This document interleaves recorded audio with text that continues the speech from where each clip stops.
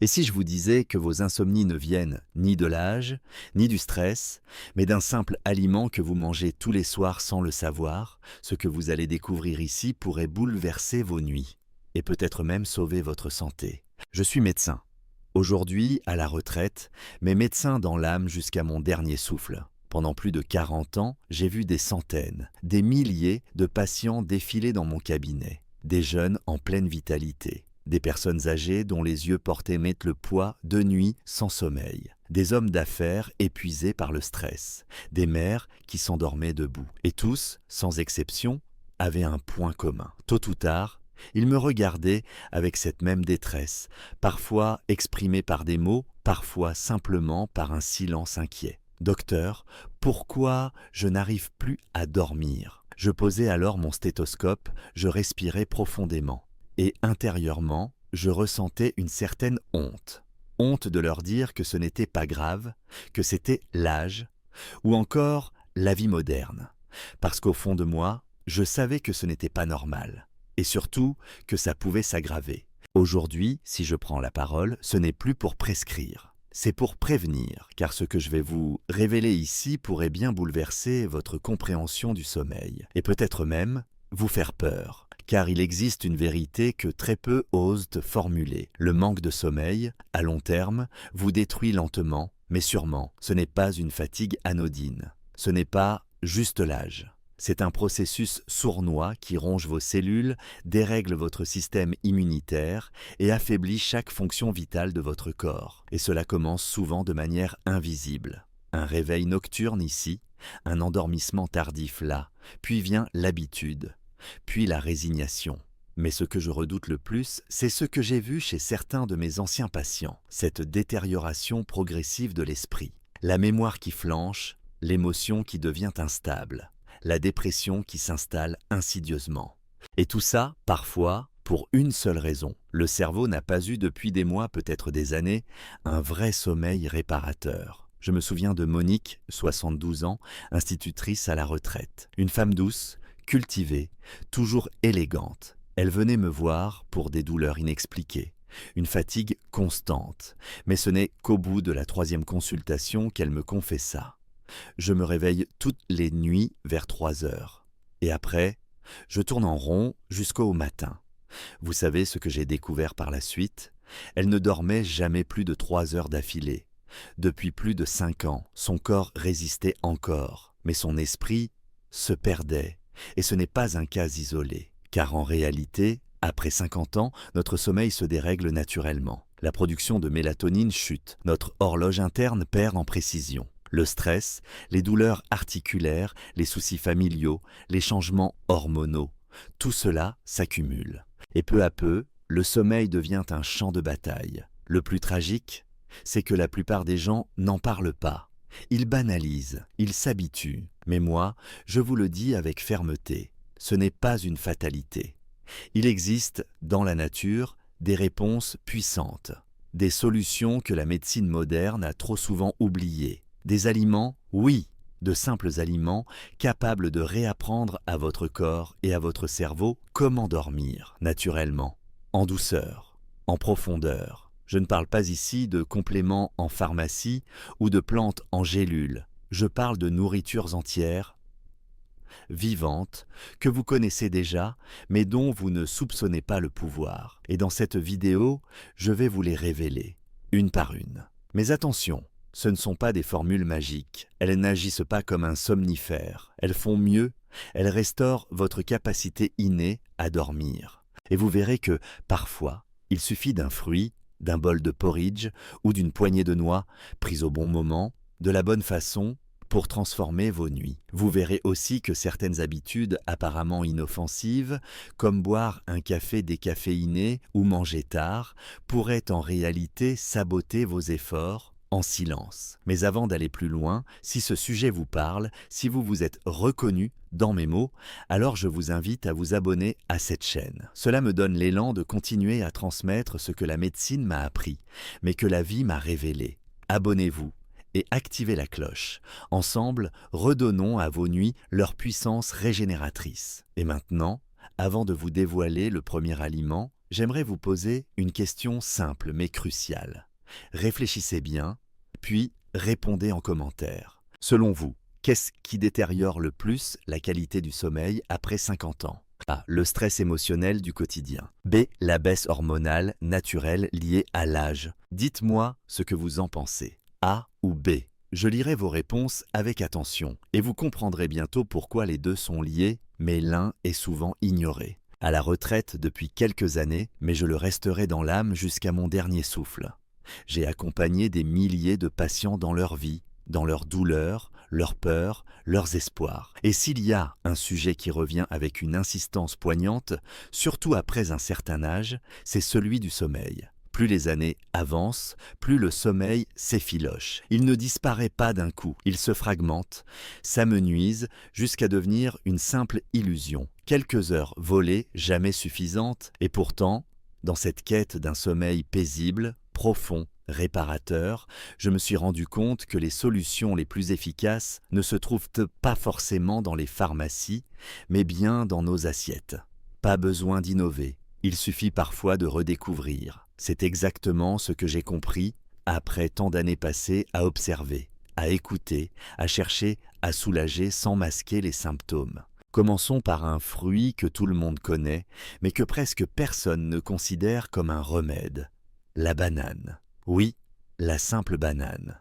Celle que vous laissez brunir dans votre corbeille, sans soupçonner un instant que derrière sa peau marbrée se cache une alchimie naturelle précieuse pour votre système nerveux. La banane est riche en 3 nutriments essentiels. Le potassium, le magnésium et la vitamine B6. Ce trio agit comme une équipe silencieuse et complémentaire. Le potassium et le magnésium détendent les muscles, abaissent la tension artérielle, calment les influx nerveux. Et la vitamine B6, elle joue un rôle discret mais fondamental. Elle transforme le tryptophane, un acide aminé présent dans les aliments, en sérotonine, la fameuse hormone du bien-être. Cette même sérotonine, à son tour, est convertie la nuit en mélatonine, notre hormone du sommeil. Imaginez un peu ce processus. Un simple fruit qui, consommé 1 heure avant le coucher, aide votre cerveau à retrouver son équilibre chimique naturel. C'est exactement ce qui est arrivé à Hélène, une patiente que j'ai suivie pendant plus de 10 ans. À 65 ans, elle souffrait de ce qu'on appelait pudiquement des réveils nocturnes. En réalité, elle ne dormait jamais plus de 2 heures d'affilée. Aucun médicament ne l'aidait. Et puis un jour, elle a décidé, presque par jeu, de suivre mon conseil. Manger une banane bien mûre, avec quelques taches sombres sur la peau, chaque soir, à la même heure. En 4 jours, les premiers signes sont apparus. Elle s'endormait plus vite. En 2 semaines, elle ne se réveillait plus qu'une seule fois. En 1 mois, elle retrouvait, pour la première fois depuis des années, un sommeil profond. Mais la banane ne fait pas tout. J'ai appris qu'il faut parfois l'associer à des aliments complémentaires pour en renforcer les effets. C'est là qu'interviennent les amandes. Petites, discrètes, souvent reléguées au rôle de collation, elles sont pourtant de véritables alliés du sommeil. Les amandes sont exceptionnellement riches en magnésium, en vitamine E et en acides gras insaturés. Mais ce qui m'intéresse le plus, c'est leur capacité à réguler le cortisol, l'hormone du stress. Trop de cortisol et le cerveau reste en état d'alerte. Vous connaissez sans doute cette sensation, vous êtes épuisé, mais votre esprit, lui, court dans tous les sens. C'est précisément cette hyperactivité interne que les amandes peuvent apaiser. Je me rappelle d'un autre patient, Marc, 69 ans, ancien cadre dans la finance, toujours sous tension. Il me disait « Docteur, j'ai la tête qui tourne même dans le silence ». Je lui ai conseillé un petit changement tout simple. Une poignée d'amandes, non salées, 1 heure avant le coucher. Mais surtout, de les faire tremper 4 heures avant de les consommer. Pourquoi ? Parce que cela réduit les substances antinutritionnelles qui empêchent parfois l'absorption complète du magnésium. Résultat, après 2 semaines, il s'endormait sans l'aide de médicaments. Après 1 mois, il se réveillait avec un esprit clair, une sensation qu'il avait oubliée depuis des années. Mais laissez-moi vous dire une chose essentielle. L'impact de ces aliments ne dépend pas seulement de leur composition. Il dépend du rituel, de la régularité, du moment où vous les consommez. Ce n'est pas une question de quantité, mais de rythme. Le corps humain a besoin de repères. Une banane ou quelques amandes, prises chaque soir à la même heure, envoient un signal au cerveau. Il est temps de ralentir. Ce signal, quand il est répété, devient un automatisme, un réflexe presque biologique. Et pourtant, il y a un piège, un ennemi discret qui se cache souvent dans nos habitudes soi-disant inoffensives, le café décaféiné.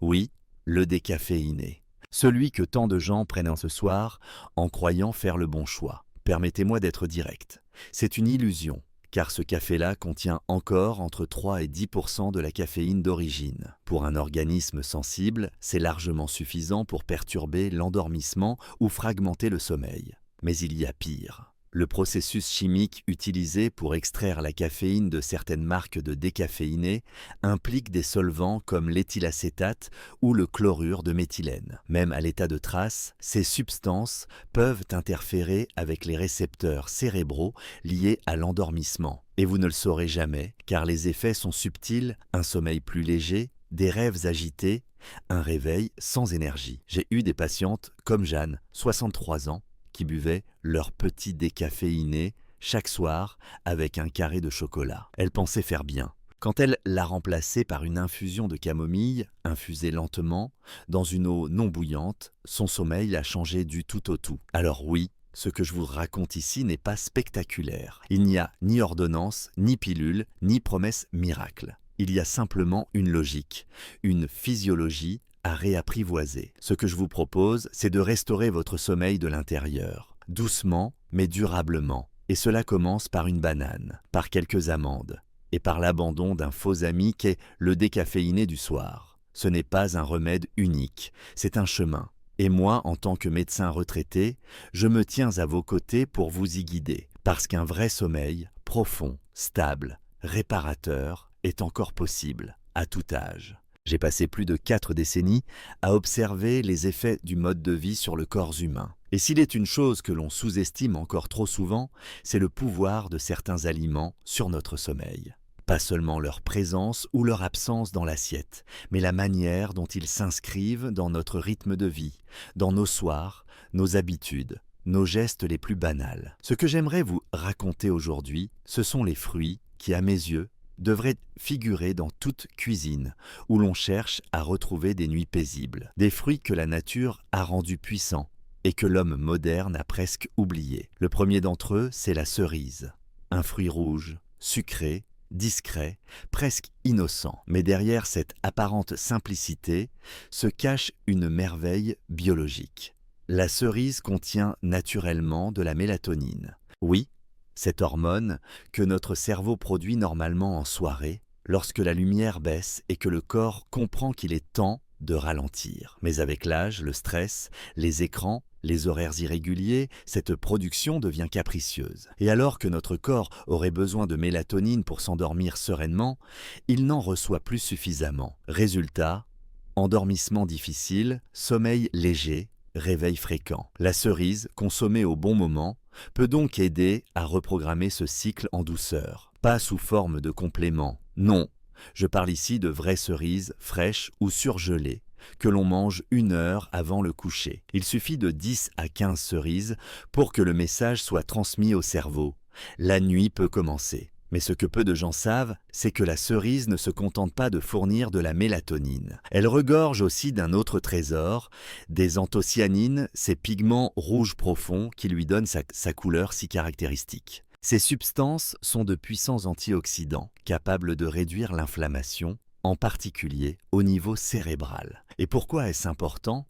Parce qu'une inflammation légère mais chronique du cerveau peut empêcher le passage vers le sommeil profond. Le cerveau reste en état de vigilance, incapable de lâcher prise. Je me souviens de Françoise, 68 ans, une ancienne infirmière. Elle s'était épuisée mais ne parvenait pas à entrer dans un sommeil profond. Elle rêvait beaucoup, se réveillait en sueur et se levait le matin encore plus fatiguée qu'en se couchant. Je lui ai conseillé d'intégrer les cerises à son rituel du soir. Pas comme un dessert sucré, mais comme un signal envoyé à son organisme.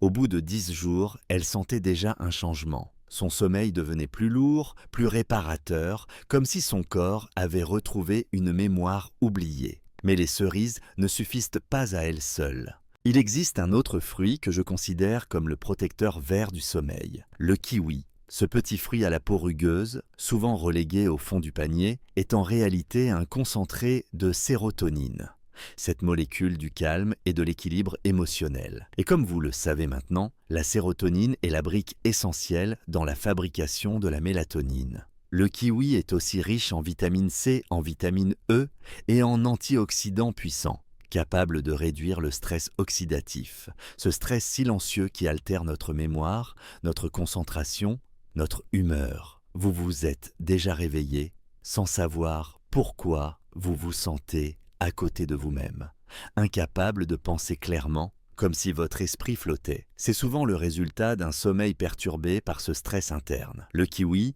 en agissant sur ces mécanismes invisibles, permet un retour à un sommeil plus structuré, plus réparateur. Et si je vous disais qu'il ne faut pas jeter la peau du kiwi, c'est une recommandation que j'ai longtemps moi-même ignorée. Mais en la brossant doucement sous l'eau, vous pouvez la consommer. Elle contient même davantage de fibres et d'antioxydants que la chair du fruit. Et les fibres, bien digérées, nourrissent la flore intestinale, ce fameux microbiote qui aujourd'hui est reconnu comme acteur clé du sommeil. Un conseil que je donne souvent. Associez un kiwi à une demi-banane environ 1 heure avant d'aller dormir. Vous combinez alors le tryptophane de la banane avec la sérotonine du kiwi, dans une synergie naturelle qui booste la production de mélatonine. C'est ce que j'ai proposé à Jacques, 70 ans, insomniaque depuis la mort de son épouse. Il avait tout essayé, même les somnifères. Mais c'est ce petit rituel du soir, simple et rassurant, qui lui a redonné peu à peu confiance en ses nuits. Je pourrais m'arrêter là,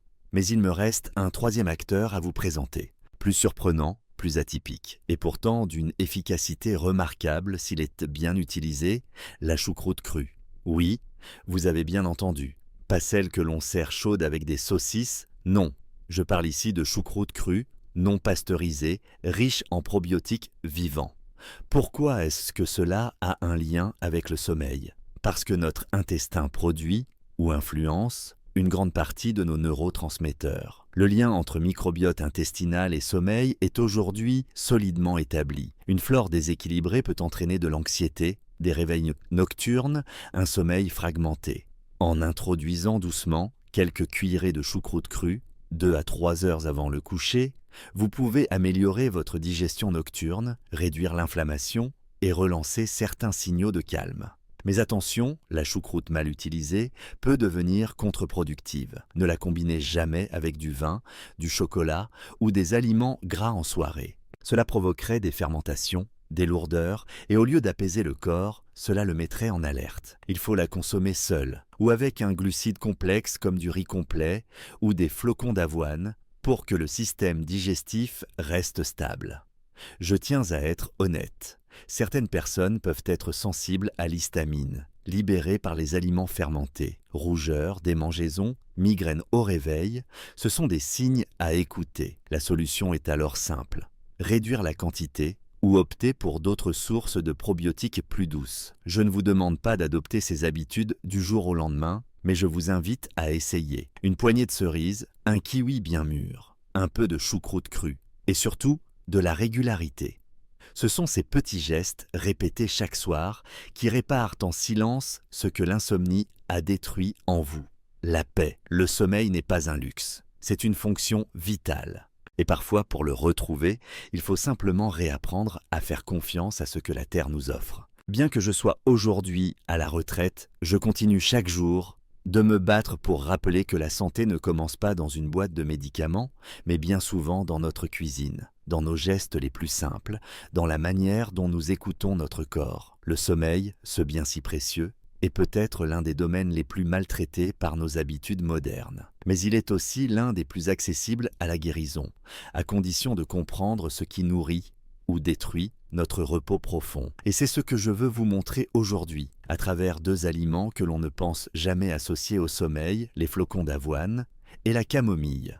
Laissez-moi commencer par l'avoine. Pendant des décennies, je l'ai moi-même recommandé pour le petit déjeuner. Riche en fibres, excellente pour le transit, idéale pour stabiliser la glycémie. Mais ce que j'ai redécouvert plus tard, presque par accident, c'est que l'avoine est aussi une merveille pour le soir. Oui, pour le soir, lorsqu'elle est consommée de manière chaude, douce, réconfortante, elle devient un baume pour le système nerveux, une sorte de berceuse alimentaire. Pourquoi ? Parce qu'elle contient du magnésium et du zinc, deux minéraux absolument essentiels à la fabrication de la mélatonine. Et surtout parce que l'avoine est composée de glucides complexes à digestion lente. Ces glucides permettent une libération progressive de glucose pendant la nuit, ce qui évite les chutes brutales de glycémie, ces fameuses baisses qui réveillent tant de personnes entre 2 heures et 4 heures du matin sans raison apparente. Quand le corps perçoit un manque d'énergie, il active un signal d'alerte, libère de l'adrénaline et vous réveille. L'avoine empêche cela, elle stabilise, elle soutient, mais il y a plus. L'avoine contient également une substance peu connue appelée l'avénine, une molécule naturelle aux effets calmants, qui agit un peu comme un sédatif léger. Elle ne vous assomme pas, ne vous rend pas somnolent en journée, elle apaise tout simplement. Elle réduit le bavardage mental, elle offre un silence intérieur propice à l'endormissement. Je me souviens de Lucienne, 74 ans, ancienne institutrice. Elle venait me voir non pas parce qu'elle ne dormait pas, mais parce qu'elle ne récupérait plus. Ses nuits étaient longues, mais superficielles. Elle se réveillait, fatiguée, l'esprit brumeux. Je lui ai proposé une expérience, remplacer son traditionnel yaourt du soir par un petit bol de porridge chaud, préparé avec du lait d'amande, une pincée de cannelle, quelques noix. Cela pouvait paraître anodin, mais 3 semaines plus tard, elle m'a écrit « Je n'ai jamais cru qu'un simple bol d'avoine pouvait m'aider à me sentir vivante dès le matin. » C'est cela que j'aimerais que chacun comprenne. Il ne s'agit pas de magie, il s'agit de biologie, de bon sens et de respect pour le rythme du corps. Et puis, bien sûr, il y a la plante que tout le monde connaît, mais que peu de gens utilisent correctement, la camomille. On la voit partout, on l'achète en sachet, on la trempe distraitement dans une tasse d'eau bouillante. Et puis, on dit « ça ne marche pas ». Mais je vais vous dire pourquoi. La camomille ne fonctionne que si on la respecte. Ce n'est pas une infusion comme les autres. C'est une plante médicinale, ancienne, puissante, mais fragile. Sa force réside dans un composant naturel appelé apigénine, une molécule qui se fixe sur les mêmes récepteurs cérébraux que certains anxiolytiques chimiques, mais sans les effets secondaires, sans l'accoutumance. L'apigénine est le signal naturel que la nature a conçu pour dire à votre système nerveux « Tu peux relâcher maintenant ». Mais ce signal est volatile. Il disparaît dans l'eau bouillante. Il s'évapore si l'on ne couvre pas la tasse. Il se perd dans les sachets industriels, trop pauvres en fleurs véritables. Pour que la camomille déploie toute sa puissance, il faut revenir à l'essentiel. Des fleurs entières séchées, de bonne qualité, une eau chauffée à 85-90 degrés, pas plus, et une infusion d'au moins 10 minutes, couverte. C'est ce que je prépare moi-même chaque soir depuis des années. Et je vous garantis que ce petit rituel a changé ma vie. Mais je vais aller plus loin. Ce que j'ai découvert en accompagnant mes patients, c'est que la camomille est encore plus efficace lorsqu'elle est intégrée dans un environnement cohérent. Ce n'est pas seulement une boisson. C'est un signal sensoriel. L'odeur, la chaleur, le geste de tenir une tasse, tout cela devient un message pour le cerveau. Si vous l'associez à une lumière tamisée, à un moment de silence, à un horaire régulier, alors vous créez une ancre neurologique. Et cette ancre, répétée soir après soir, devient un automatisme de détente. Le corps sait qu'il est temps de dormir. Il m'est arrivé de recommander à mes patients les plus anxieux d'ajouter une pointe de miel brut à leur infusion. Pas pour le goût seulement, mais parce que le miel contient des sucres naturels qui favorisent une libération douce d'insuline, aidant ainsi le tryptophane à pénétrer dans le cerveau pour y être transformé en sérotonine, puis en mélatonine. Ce sont des subtilités, mais elles font toute la différence. J'aimerais que chacun puisse redécouvrir la puissance de ces rituels du soir. Pas pour remplacer un médicament, mais pour retrouver une souveraineté, une confiance dans sa propre capacité à se régénérer. Quand je vois des personnes âgées s'endormir devant la télévision ou prendre un somnifère à minuit parce qu'elles n'arrivent pas à couper, je ressens une forme de tristesse. Car je sais que derrière cela, il n'y a pas une défaillance du corps. Il y a juste un oubli. l'oubli de ce que signifie préparer le sommeil. Comme on prépare un enfant au coucher avec une histoire douce, une lumière tamisée, un moment calme. Nous avons oublié de le faire pour nous-mêmes, mais il n'est jamais trop tard pour réapprendre. Je vous le dis avec le cœur et l'expérience. Un petit bol d'avoine tiède, une tasse de camomille bien infusée, quelques noix peut-être, ce n'est pas un remède miracle. C'est une main tendue à votre corps, à votre esprit. C'est un chemin vers un sommeil réparateur, vers des réveils paisibles et vers une vie nocturne où l'on guérit, vraiment. Car c'est la nuit que le corps se répare, que la mémoire se trie, que l'immunité se régénère. Et tout commence par un peu de douceur. Même si les murs de mon cabinet sont désormais silencieux, ma voix intérieure, elle, ne s'est jamais tue. Ce que je vous partage ici n'est pas une leçon, mais un héritage, un savoir patiemment construit au fil de milliers de consultations, de confidences murmurées entre deux silences, d'observations profondes du corps et de l'âme humaine. Ce que j'ai compris au fil du temps, c'est que le sommeil n'est pas qu'une fonction biologique, c'est un art subtil d'équilibre, de signal et de confiance. Et dans ce chemin vers un sommeil véritablement réparateur, il existe un dernier aliment que peu de gens soupçonnent, la noix. J'ai toujours trouvé cela fascinant, cette petite graine à la forme si semblable à un cerveau humain, comme un clin d'œil de la nature, et ce n'est pas qu'une coïncidence visuelle. La noix agit bel et bien sur le cerveau, sur ses rythmes, ses tempêtes et ses besoins de repos. Ce que l'on oublie trop souvent, c'est que le sommeil profond ne dépend pas seulement des signaux hormonaux, mais aussi des matières premières que le cerveau a à sa disposition pour construire ces signaux. Et c'est précisément là que la noix entre en jeu. Elle est naturellement riche en oméga 3 et oméga 6, ces acides gras essentiels que notre corps ne sait pas fabriquer lui-même. Ces graisses ne sont pas de simples carburants, elles sont la matière première à partir de laquelle notre cerveau fabrique la mélatonine. Oui, la fameuse hormone du sommeil. Il faut bien comprendre cela.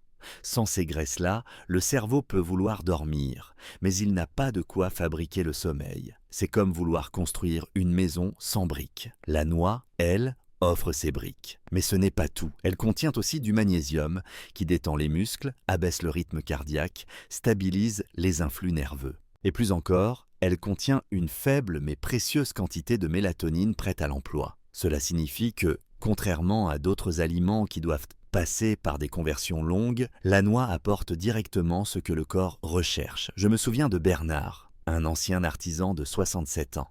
Il venait me voir car il se réveillait chaque nuit vers 3 heures, sans raison apparente. Il n'était ni particulièrement stressé, ni malade, mais son sommeil semblait troué, comme si quelque chose en lui restait en alerte. Je lui ai proposé une petite routine. 1 heure avant d'aller dormir, prendre quelques tranches de kiwi pour la sérotonine et 4 ou 5 cerneaux de noix trempés dans l'eau. Cela peut sembler simpliste, presque naïf. Mais après 2 semaines, il m'a confié ceci. Je me réveille encore parfois, mais je me rendors immédiatement. C'est comme si mon corps n'avait plus peur de se reposer. C'est une phrase qui m'a profondément marqué. Car oui, chez certaines personnes, le corps a peur de dormir.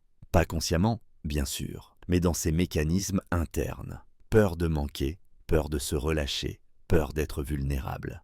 Et c'est justement ce que les bons aliments, pris au bon moment, peuvent réparer. La noix, quand elle est trempée pendant 4 heures, devient plus digeste. Elle libère mieux ses nutriments. Et associée à un fruit riche en glucides complexes, comme la banane ou le kiwi, elle voit son effet amplifié. Car ce sont ces glucides qui permettent au tryptophane, un acide aminé contenu dans la noix, de franchir la barrière du cerveau pour y être transformé en sérotonine puis en mélatonine. C'est une chaîne naturelle, douce, silencieuse, mais extraordinairement efficace. Mais permettez-moi ici d'insister sur quelque chose de fondamental. Ces aliments ne sont pas des somnifères. Ils ne vous endorment pas. Ils ne forcent rien. Ils restaurent, ils rééduquent. Ils rappellent à votre corps comment il savait, autrefois, plonger dans le sommeil profond. Et ce rappel, il ne se fait pas en une nuit. Il se fait par la régularité, par l'écoute, par la bienveillance. C'est pour cela que je vous invite, si vous êtes arrivé jusque-là dans cette série de conseils, à ne pas considérer ces recommandations comme une astuce de plus. Ce ne sont pas des recettes miracles, ce sont des gestes d'amour envers vous-même. Un bol d'avoine tiède, une tasse de camomille bien infusée, quelques cerises fraîches, une poignée de noix. Voilà peut-être les plus puissants somnifères que la Terre ait jamais offerts. Mais encore faut-il les accueillir avec conscience. Le sommeil ne se commande pas. Il s'invite, et pour qu'il vienne, il faut créer les conditions, calmer le système digestif, apaiser le système nerveux, stabiliser la glycémie et nourrir le cerveau. Voilà pourquoi je ne parle pas seulement d'aliments, mais de rituels. Et si vous êtes de ceux qui ont passé des années à lutter contre la nuit, sachez ceci, rien n'est irréversible. Le corps a une mémoire profonde. Même après des mois d'insomnie, même après des années de nuits hachées, il peut réapprendre. Il suffit de lui rappeler doucement. Et cela commence parfois par une simple noix. Alors ce soir, au lieu d'allumer un écran ou de prendre une pilule, essayez. Coupez un kiwi, ajoutez quelques noix trempées. Installez-vous au calme. Laissez votre corps comprendre que vous l'écoutez, que vous ne le forcez plus, que vous l'accompagnez. Je suis médecin, mais je suis aussi un homme. Et si j'ai appris une chose en vieillissant, c'est que ce sont les gestes les plus simples, répétés avec constance et tendresse, qui guérissent le plus profondément. Le sommeil ne fait pas exception. Prenez soin de vos nuits, et elles prendront soin de vous. Le sommeil n'est pas un luxe. Ce n'est pas un caprice du corps, ni un moment passif de notre journée. C'est au contraire l'un des piliers les plus essentiels de notre équilibre physique, mental et émotionnel. Trop souvent, on ne s'en rend compte que lorsqu'il commence à nous manquer. On le considère comme acquis, comme un automatisme, jusqu'au jour où il devient fragile, instable, insaisissable. Et c'est précisément dans ce silence-là, dans ces nuits blanches, ces réveils précoces, cette fatigue persistante au réveil, que l'on comprend à quel point un bon sommeil est la base même d'une vie saine, lucide et joyeuse. En tant que médecin, j'ai passé plus de 40 ans à écouter les plaintes de ceux qui ne dormaient plus. Certains avaient des douleurs, d'autres de l'anxiété, d'autres encore une impression floue de malaise, comme si leur esprit ne parvenait plus à s'éteindre. Et bien souvent, au fil de nos échanges, une vérité revenait. On a oublié comment vivre avec le rythme naturel du corps. On mange trop tard. On consomme des excitants sans s'en rendre compte. On s'endort devant des écrans. Et surtout, on ne prépare plus le sommeil. Il n'est plus un rituel, il est devenu un accident de fin de journée. C'est pour cela que j'ai voulu partager ces aliments puissants, mais simples. Une banane, une poignée d'amandes, un kiwi, quelques cerises, de l'avoine chaude, de la camomille bien infusée, des noix trempées. Rien d'exotique, rien de hors de portée, mais tout est dans la manière, le moment, la régularité, le respect. Ce ne sont pas des remèdes, mais des messagers. Ils disent à votre corps, tu peux te détendre, tu peux dormir, tu es en sécurité. Et si vous combinez ces gestes alimentaires avec une lumière douce, une respiration lente, une routine régulière, alors vous recréez autour de vous un climat de sommeil.